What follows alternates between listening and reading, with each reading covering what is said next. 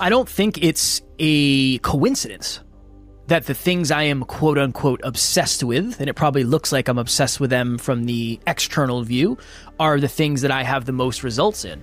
I think being obsessive towards something is bad when the results you're getting are bad, or you feel bad about yourself, or it has detrimental outcomes. But if you're obsessed with something positive, I feel like that's probably a pretty good thing, all things considered.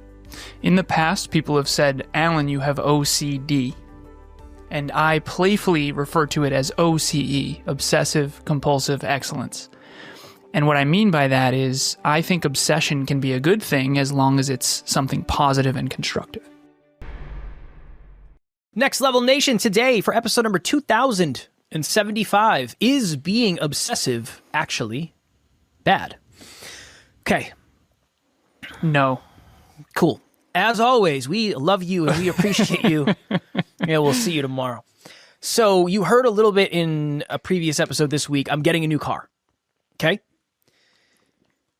I told Alan, honestly, there was a lot of conversations going on, a lot of conversations with Tara and a lot of conversations with Alan.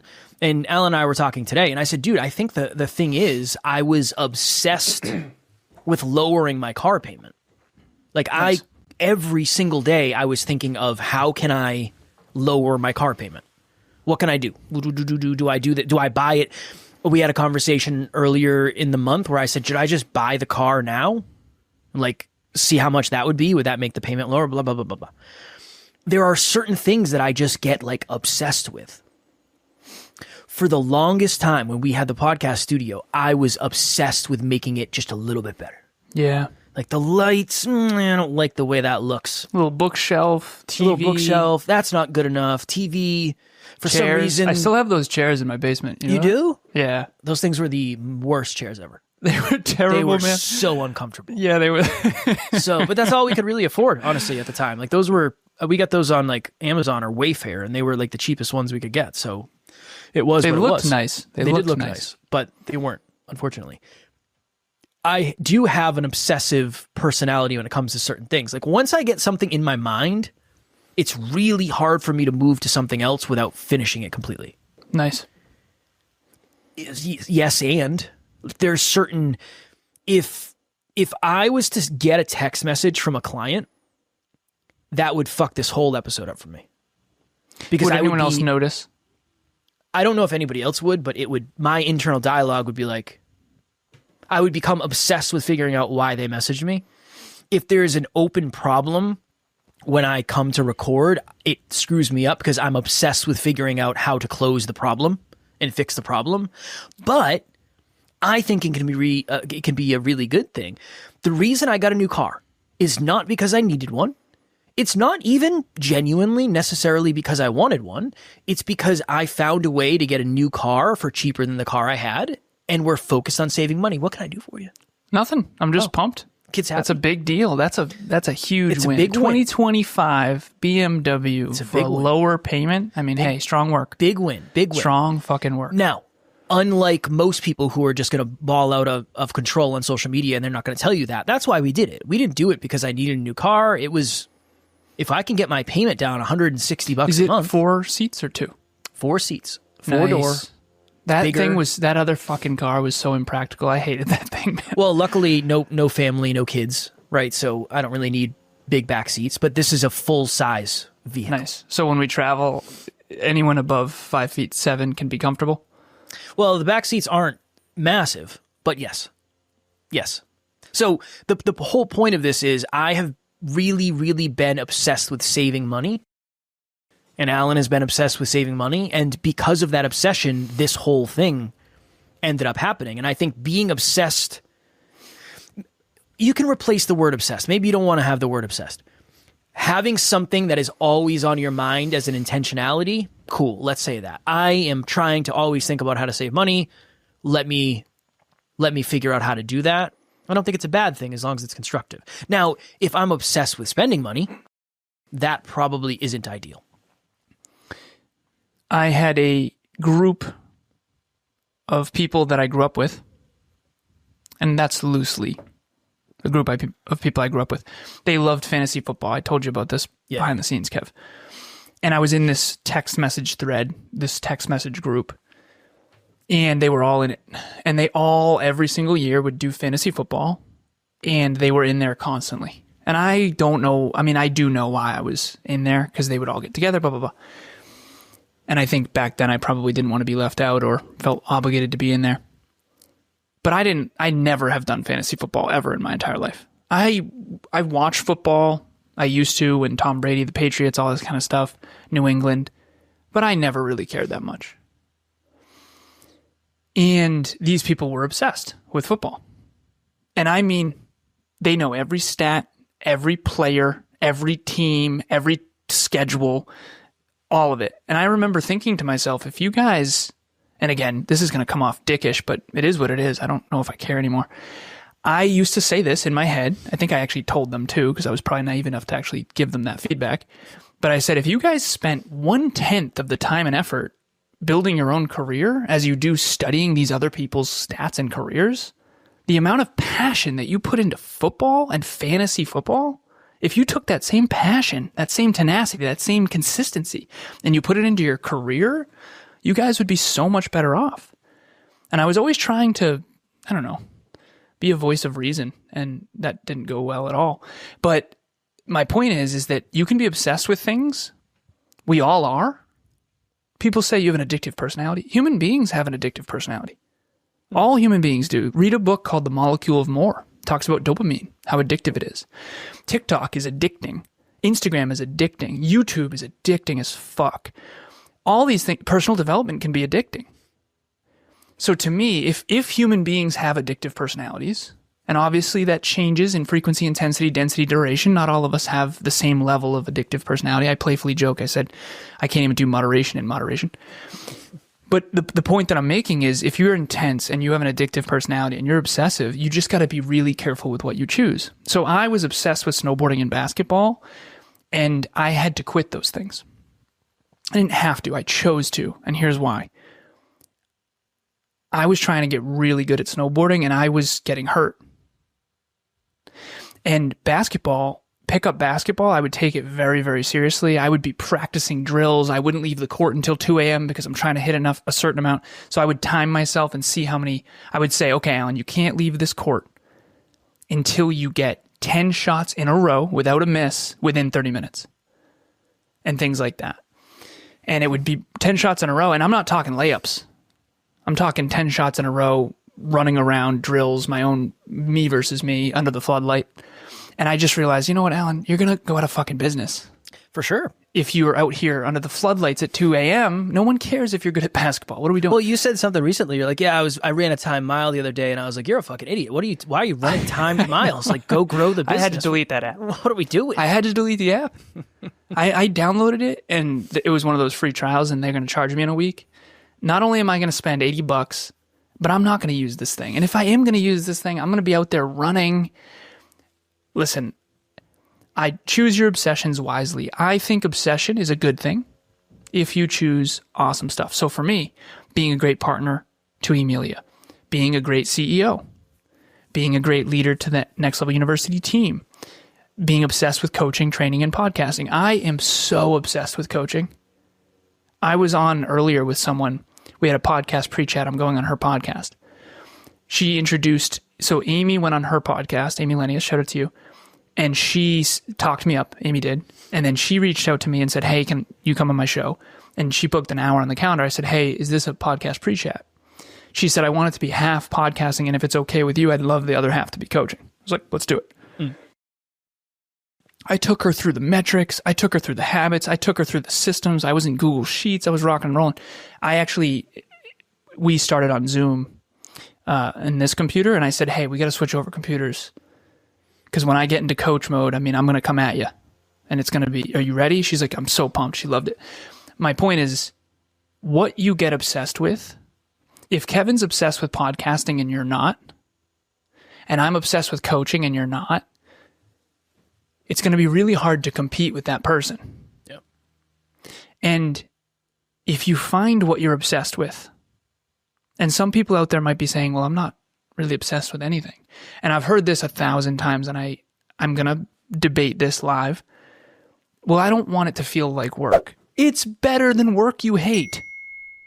Yeah. I have someone who is obsessed with making their own shampoos, making their own conditioner, shampoo. I said, I could teach you how to build a business out of that. I'm telling you, there's a lot of people who want chemical-free shampoos. I would buy it. I can teach you how to do Instagram, marketing, branding. It's not that hard. 2 customers, right? Off right the bat. here, baby. And she's like, well, I don't really want it to feel like work. Well, you don't like your fucking job. So wouldn't it be awesome to have a hobby that actually is your job that maybe starts to feel a little like work, but it's better than going to a job you don't like? So again, at the end of the day, I'm all for obsession. I'm obsessed with obsession, and I'm ready to rock. What does this feel like work to you?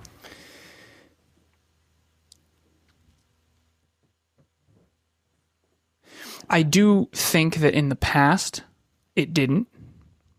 And then I think, so I shared this on book club, and I'll try to go brief with it, and I appreciate the question. Early on, you and I think, were passionate out of naivete.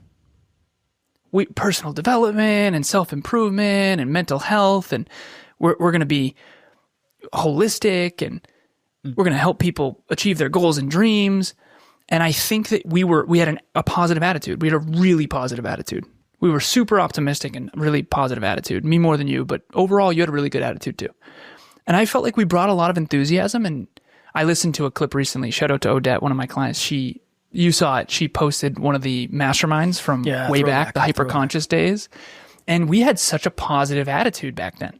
We were so naive, but really enthusiastic about personal development. We loved personal growth. And then we got cynical. I will speak for myself. I think you did too. But we started to learn the industry. We started to learn how full of shit everyone is. We started to meet all our heroes, and they fell from the pedestal. And I got fucking cynical, man. So I think it didn't feel like work in the beginning, partially because we weren't fucking working. I'm kidding. Then it started to feel like a grind, where it was, I have to do this more than I get to do this. And I'm bringing back that I get to. So it feels good again. For me, it feels like work, but it's different. It's like a different flavor of work. It's work, but it's so much deeper and so much more meaningful, and there's so much more pride in it that it's not the same. Yeah, agreed. It's not like, I never punch in or punch out, because that's not real when you're a business owner. At least not for the first decade. But it doesn't. It is work, but it doesn't feel like a job. I guess maybe that's the point I'm trying to make. So it feeds us. I think it feeds us more than it bleeds us. Yeah. But in the beginning, it was pretty much only feeding us. And I think for a while, we got a few wounds. We were bleeding out in battle for a little while there. And I feel like we're bringing back the positive attitude. So that's fair. I feel good. I'm grateful. What are you obsessed with today? What are your 5 obsessions? Emilia and I, we do a check-in every week, 79 weeks in a row. Nice. And we have this little pyramid on the side of our whiteboard, and it's 3 things, simple. Fitness, family, and finance. And we do green, yellow, red. We used to do 0 to 10, and now we can check in 5 minutes because it wasn't sustainable. Mm-hmm. We used to do hours. Not sustainable. So we're all green right now, which was big. We haven't had all green in a while. And family, what we mean by that is her mom, her dad, her sister, her brother, my mom, but more importantly, me, her, and our fur babies. So family was green, fitness was green, finance was green for both of us. On the pyramid, we do her side and my side, and it's green, green, green, all the way up. So the whole thing is green. And so I'm obsessed with fitness. I'm obsessed with finance. I'm obsessed with business. I'm becoming obsessed with family, which is interesting for me. Like Emilia and I are going to start a family. That's becoming a very different feel for me. I never felt family oriented, and I'm definitely becoming that. And I'm obsessed with coaching, for sure. For sure. I'm obsessed with fitness, business, and personal development as well. I've obviously thought about this a bit. What about you? Well, I figured you'd have 5 right off the bat, so I was accurate in that. Fitness for sure. Family's different. Like for me, it's Taryn. That's for me and Taryn. And the boys? Well, yeah, but Ace and Fudge? Those are always my dudes. Every time I walk out, Fudge sees me and he looks at me and then he flops over because he knows I have to give him bellies. I want you to continue. I just think this will be a good. Please. I had a moment in the car the other day. It's like, how different are Kevin and I? I have Bush Tucker Wolf, Madame Tauriel de Ferry, and Tiger Nala Lily are my 2 cats and my dog, and Kev has Fudge and Ace. I think I named Fudge and Taryn named Ace. Yeah. I just had that moment of, that makes sense. She wanted Fudge to be Ghost. And I was like, no, ghosts are white. Fudge is black. He's got to be Fudge. That's Nice. the way. That wasn't their names. They were Gizmo and Fidget. Those were their original names. They're like, no, that ain't it. That ain't it. They're too young. They're not going to remember them anyway. Let's change them. I had a moment in the car. I said, how fucking eccentric are we? Those names. Yeah, super. I'm obsessed with cats for sure. I'm obsessed with I would say family, because I am like insanely obsessed with my family for sure. Fitness, family, I'd say finance for sure. I love making money, and I like spending it too, but I'm learning to become obsessed with spending less money for sure, because it's not sustainable to do the other thing. What else am I obsessed with? I want to ask you this. Yeah. What is that like for you?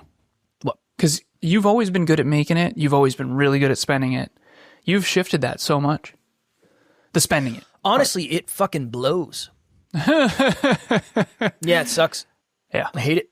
It must be weird. I hate it.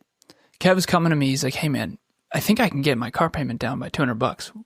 You know, what if I did this, this, and this? I'm like, what? Who the fuck are you? 158. I should have. He used to be, hey, man, you think I could get this fucking Beamer? Well, one of the interesting things, and again, I understand this is like a privileged problem, and I don't mean it that way, but ride with me on this. Getting a nice car is a dream come true. Having a $760 car payment every month is not a dream come true. Mm-hmm. That sucks. That's a lot of money. And as I used to think it was that much money. That's such a different perspective for you now. Because I realize, I just think I have a deeper understanding of where that money could be going. You know, I still loved, I'm actually picking up the car tomorrow. So if you're listening to this, I'm picking up the car in a couple hours probably. But check out Kev's social media. I'm sure there'll be some stuff. Check out my socials. But I don't know. I think just as I've matured, it's like, the question is it worth it? Is it worth it to spend X amount on this? No, well, not really. Not really. And again, you're always looking over my shoulder in a good way, not a bad way. So I know you're going to see it if I buy something. Chief financial officer of the company. So I'm always thinking, would I be able to justify this to Alan? Honestly, a lot of times. Like, I spent $30 on food this weekend. If you said, hey, did you need that? It's like, no, but fuck you. I'm going to spend $30 a week on food, right? Like, I know we're trying to save money, but we're also not trying to suffer too bad. Yeah. It's that fine line. So honestly, it's strange. And I think you need a lot of necessity. There needs to be a lot of necessity to do something like that, because for me, at least, it affects everything. I have to talk myself from doing it all the time. Don't buy that. You don't need to buy this. I'm looking at floor mats for my car. I'm buying an expensive car. I want to get floor mats. This is what I did last time. I went and got WeatherTech ones that were $200. I was like, no chance. Can't do it. Let me find some budget ones. Nice. And even then, I'm like, is it cheaper just to buy new floor mats like the car has if they go bad? Or are they even going to care when I trade it in 3 years? Maybe we'll ride the lightning on it. It's known as the Diderot effect. Once you have nice shirts, now it's, wait a minute, I need a nice watch. I also need nice hair. The Diderot? Hello, NLU listener. Thank you, as always, for listening to Next Level University. Real quick, I just want to jump in and let you know about the Next Level Dreamliner. This is a journal that I use every single day. Achieve your dreams 90 days at a time. It breaks down your dreams into goals, milestones, and daily habits. We hope you enjoy it. The link will be in the show notes. It's called the Diderot effect, yeah. Who? Charles Diderot? David Dingus Diderot. Dingus Diderot? No, there was a guy who bought a really nice shawl way back in the 1800s or something. It's in Atomic Habits. It's in the book Atomic Habits. Shawl? What the hell is a shawl? I don't know, man. I don't, it's a robe or something like that. But he realized once he had a really nice shawl that everything else in his house was a real piece of shit. And he just started buying nicer everything. That's one of the things that people don't realize that I think is very much something on my radar.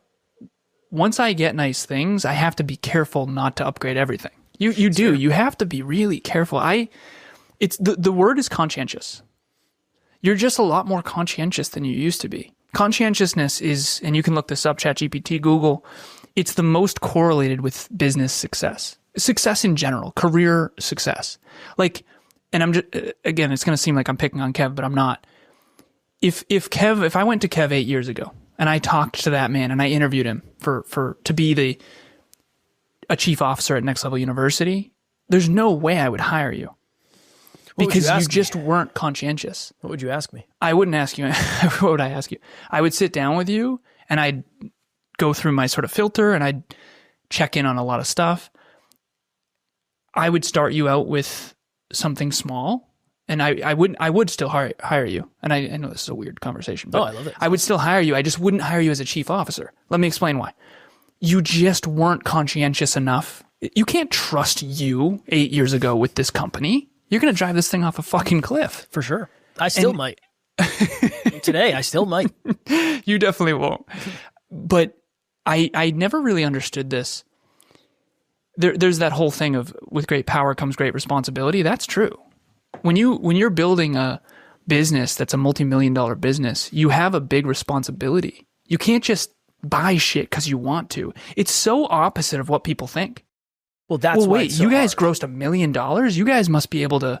No, the reason we grossed $1 million is because we are conscientious enough to make good choices and to serve 106 clients consistently and over deliver consistently. And so the more you earn success, the more is required of you.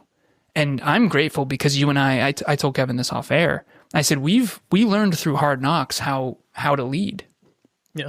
We crossed a chasm. A lot of business owners, they don't have teams, and I know why. It's really hard to lead. Leadership's the hardest thing in the entire world. So I'll get off the soapbox. We'll go back to obsession. But at the end of the day, I think you've come way up in conscientiousness.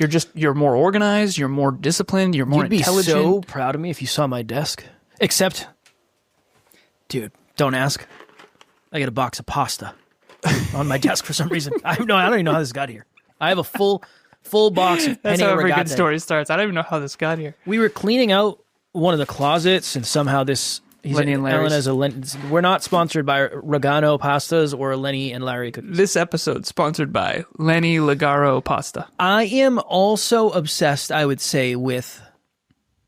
It's hard because I'm not as obsessed with you, but if I take you out of the equation, I'm very obsessed with improvement, not just necessarily improving myself, but like improving things around me. Nice. Anytime we had a minor jeffing, it wasn't even a jeffing. We had a client message us and say, hey, something's a little wonky. Can you check on it? And you know me, it's like, yep, on it. Let me see what I can do. Boom, Love boom, boom. It wasn't us. It had nothing to do with us. It was their team. It was their internal stuff. But I sent a message to the team, and after I sent kind of like an apology message, this was an opportunity for me to improve. This is an opportunity for me to make sure that this thing that wasn't actually an L can become a W. And it was just, hey, I know sometimes I just like throw things at you. Like I'll see a message and I don't know if it's real or if it's fake, but I'll say, yep, we're on it. And then I'll kick it to you. And it might seem presumptuous, like we screwed something up when we didn't. I want everybody to know that if I ever do that, it's not out of a place of intention. And even that doesn't make it right. So let me try to do better with that. Like I'm going to try to do better with that. I know I have to get way better at everything I'm doing. Mm-hmm. And I really am obsessed with doing it because it feels good to get better. Yeah, it does. Even though sometimes it sucks. So that... It can be addicting to get better. I don't know if that's an addiction I have. I'm also obsessed with sleep. I've become like really, really obsessed with sleep lately. Like my sleep has been pretty dialed in, which is good because that's pretty new for me. But that might fall under fitness. So yeah, I would say that. And honestly, I am obsessed with being the type of person I needed. I know it sounds fortune cookie. We get so many emails of like, hey, I would love to be on your podcast, or hey, Dingo Jones is a world-renowned author where I'm reaching out so he or she can come on the podcast. 99 times out of 100, I don't even respond. I'm not going to respond because there's no point. These people get rejected enough. This is part of the process. But somebody emailed me and it was like, this person seems like a good person. It just seemed like a good person. It was a great email, super respectful. Cool. Nice. Sent them an audio message. Nice. David, my friend, thank you so much for reaching out. I appreciate it. Unfortunately, we don't have guests anymore. You know the old adage, don't meet your heroes. It's a trap. It's kind of true. It is. It's kind of true. I won't bore you with any of the details. Nice. But you seem like a super positive person. You and your partner seem to be doing something awesome. This isn't a fit, but I do appreciate you reaching out, and I wanted to send you a message. That's what me would do. That's that type of person that I want to be. That's what that person would do. And that can be bad at times for sure. But I have not seen the detriment of that yet. And I'm sure one day I will. I just realized I didn't mention my number one obsession. Chicken nugs? Reaching my full potential. Yeah, I figured that would have been number one. You were close. Yeah, it's not close. far off. Not far off. That's my second guess. I did an episode on Business Growth University and what is your one obsession? There's one word and 3 obsessions, actually. And it's episode 2 of if you want to go check that out. The link will be in the show notes. And I created a little worksheet for it. What's your one word? I'm sorry. And then 3 obsessions around it. So my one word is potential, reaching my full potential. And then the 3 obsessions are fitness, personal development, and business. Little triangle with the one word in the middle. But reaching, and one of the things that I cannot seem to get away from this. And that's when you know you're obsessed with it. For anyone watching or listening, it's something that you miss. You just cannot get away from it. No matter what you do, every conversation, everything you are, everything you do ends up being about this. One for me is film. I mentioned probably 6,000 movies on this podcast. Now that means that I did 2 movies every episode. But I've probably mentioned 200 movies at least. Already? No, not on this episode, but on the podcast. Next Level University podcast. I thought you meant on... Never mind. Yeah, I'm jeffing. Yeah, 200 movies and 2 episodes of Business Growth University. Look. You know. You could. I'm obsessed with film, man. I always have been. My whole life. Went out to LA for a time, was going to work in show business. Son. You think the personal development industry is dark shit. You would have been... You were in for something, I'm sure. In for something. My goodness. But reaching my full potential, I've always wondered, and I want to kick this to the listeners too, I've always wondered why no one cares about that. It turns out some people do. It's just not as much as I think they should, which means that I care about it a ton. This is something for everybody out there to find their obsession. If you wonder, like, why doesn't anyone else, like, why... My whole life, I've always wondered, like, why are you so okay with not reaching your potential? I've been out of shape before. I've been really freaking out of shape before. I've been more out of shape than most people. But it always bothered me. It bothered me so much. And I always wondered, like, why doesn't that bother more people? And it's because I'm obsessed with fitness and they're not. I'm obsessed with reaching my potential and they're not. That's a good way to find out your obsession. Look around and what is the thing that you care about so deeply? So deeply. Like you couldn't imagine your life without it. And other people are just like, no. I mean, I'm good. Last story, I promise. I was at lunch one time. One of my clients listening will remember this. Emilia and I were at lunch, and this client of mine was dating someone who I did not approve of. They're not anymore. And we went to lunch, Emilia, me, her, and her partner. And I talked about goals and dreams, as I do. Naturally. And she's like, no, I'm good. And I was like, no, I mean, what's the next level for you? What's next? Are you? She's like, no, I'm good. I was like, you're fucking 24. No, there's no next. Like this is it? You're done? And I remember, and first of all, Emilia and I had a conversation on the way home. We said, well, that's the last time we ever get lunch with them. And I know that sounds mean, but the truth is, if you don't want to reach your potential at all and you're done, there's no next level, you're done, completely done. I'm just going to be a pain in the butt. So I've learned over time not to associate with people like that. And it turns out that person sucks bad. But at the end of the day, I remember thinking to myself, you're 24 years old. You can't be done with your career. Like, this is a ladder. You're supposed to climb. Imagine just being done. Like, no, I'm good. No. But I'm sure back in the day, I probably wanted to. That's why it's always weird, these conversations, because, like, dude, I'm sure I felt that way at some point, for sure. 100%. Well, this is Next Level University. Well, There's always a next level, baby. Back then it was party hard Saturday after working a job that you hate Monday through Friday or Saturday. Well, what's your version of that? What? I went out on a limb on that, man. No, I'm What's in. your version of that? I know you are. I'm in. I know. I understand. What's the thing that you care so much about that for some reason other people... Be a good... I do not understand how you cannot just be a good fucking person. It blows my mind. Like, why... I don't understand why you have to be mean to other people. I don't get it. Yeah. Like, just be... Oh, they messed up your order? Who fucking... Does that really matter that much? Is that really that big of a deal? Like, what are you doing? That. But maybe that's because I have low self-worth. And it's like, fuck. Oh, what if it's just a core value? What if it's an obsession? My burger's on fire? No, it's good. No, I'll eat it. That's fine. Okay, yeah, that's true. fine. That's not necessarily good. But I do think it's an obsession. I want to treat people nicely. I don't want to be a dick. Well, I've been a dick 100%. before. That's why you and Taryn work. I mean, she's just a wonderful human. She's a great person. Yeah, with and I know that's you value that so heart. much. Yes, she has never. Dude, I don't know if I've ever heard my wife say a negative thing about anybody. Dude, like the most positive, the least judgmental person ever of all time. Just, I would put her up against anybody in that. The least judgmental person walking the planet Earth. Well, dude, that's... And I love it. I love something that means 10 out of 10 to you that other people are... That's, for the listeners, that's an indicator that you have something that other people don't. Something that's 10 out of 10 meaningful for you. She makes me a better man. Dude, she doesn't care. Like, she doesn't care about how successful, quote unquote, I am. She doesn't care. If I'm not a good man, she doesn't care about anything. Nothing. It all goes. That all goes away. That all goes away. That. Yeah, it helps me become a better man, for sure. And it has. That's been the best thing ever. Kevin's caught between...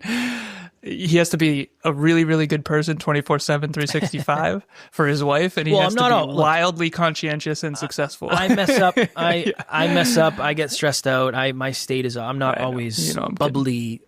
No, but I want people to know, like, I fuck up all the time. Well, that's the thing, too, and the people you surround yourself with, they hold you accountable to their standard. Or their obsession. Or their... Exactly. They try to hold you accountable...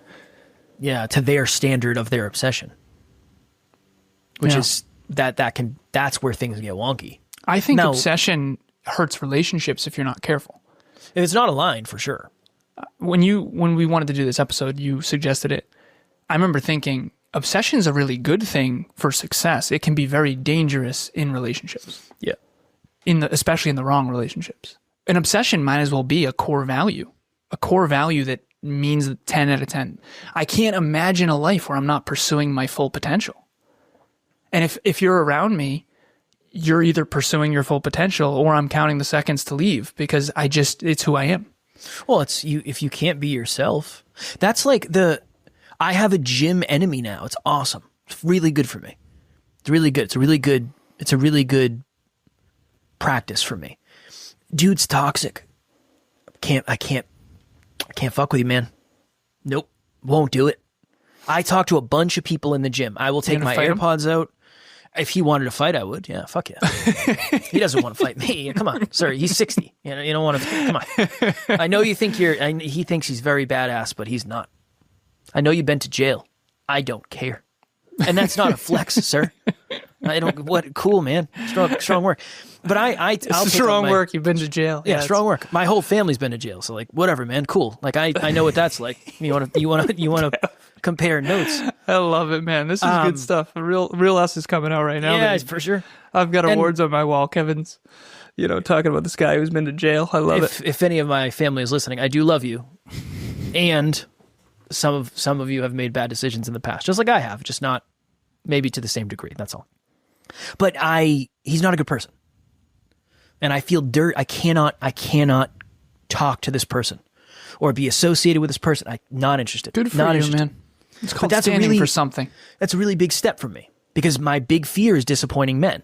That's my thing. That's like my core wound. I disappoint this dude every time he tries to like walk over to me and I just ignore him. Good not interested. Or I just shake my head. Nope. Not talking. Not interested. For you. So that's proud of you, man. It. That's awesome. I appreciate it. It's hard to stand in what means the most to you. It is. There's a part of me that was scared to say what I said about that lunch. On the way home, on the drive home, Emilia said, okay, that's the last time that ever happens. We couldn't talk about anything goals, nothing dreams, nothing growth, nothing personal development. We couldn't be ourselves. Well, you just know it's not sustainable. Yeah, I'm not trying to, it's not for me. And that's okay. What's your next level lesson before we get out of here? I feel like I gave about 8, so I'm not going to give another one. The next level lesson is find your obsession. And maybe that's a big part of who you are. And maybe I know it takes tremendous courage to own that fully. I'm going to add one. I'll add one quick. Mm-hmm. To Alan's point, if you're more obsessed with something than I am, you can be way better at it. I'm obsessed with being a better speaker. Obsessed. This episode hopefully is maybe proof of that. I don't know. But if you don't want to be better at speaking and I am obsessed with it, who do you think is going to get further? If you 100%. If you are obsessed with making the world a more positive place, you're going to do that for longer and more intensely than other people. So yeah, that. You're going to get further with your obsession than probably anything else. Yeah, stop running from it. Own it. Own it. Own it. All right. If you are out there right now and you feel like maybe you're a little bit lonely in the journey, completely understandable. It unfortunately is one of the downsides of growth and evolution and personal development. We have a private Facebook group called Next Level Nation, and it is designed exactly for that. This is the group that we wanted at the beginning when we were just grinding it out, trying to figure out what the next step was. So we'll have the link in the show notes. You are welcome. We would love to have you. You're going to be surrounded by other next level people who want to get to the next level. Please join. Ladies and gentlemen, I am obsessed with how badly I have to go to the bathroom right now. I could tell you get so wiggly. I do. I'm a wiggler. Yeah. All right. But in all seriousness, if you are obsessed with getting better, like Kevin and I, the Next Level Dreamliner, 5 to 10 minutes per day. Sustainable. We're obsessed with consistency. Achieve your dreams 90 days at a time. Nice. Dreamliner. Link in the show notes. If you don't buy it, we will know why. All right. As always, we love you. We appreciate you. Grateful for each and every one of you. And at NLU, you don't have fans. We have family. We will talk to you all tomorrow. Keep it next level. Next Level Nation.